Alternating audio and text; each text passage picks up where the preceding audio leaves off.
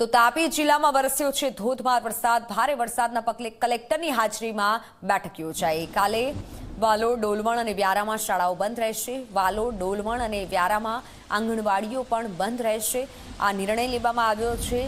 આ બેઠક કરવામાં આવી, તાત્કાલિક ધોરણે આ બેઠક કરવામાં આવી, કારણ કે પરિસ્થિતિ એવી છે અત્યારે અને જે સ્થિતિ છે તેને પહોંચી વળવા માટે તાપીમાં અત્યારે ભારે વરસાદ વરસી રહ્યો છે। ભારે વરસાદના પગલે કલેક્ટરની હાજરીમાં મહત્વની બેઠક યોજાઈ છે। આવતીકાલે શાળાઓ બંધ રહેશે।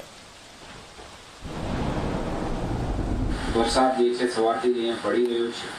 સવારથી લગભગ 2.1 ઇંચ વરસાદ તાપી જિલ્લામાં પડ્યો છે, જેમાં વાલોડમાં 5 ઇંચ જેવો અને જે છે ડોલવણમાં 6 ઇંચ જેવો વરસાદ પડ્યો છે।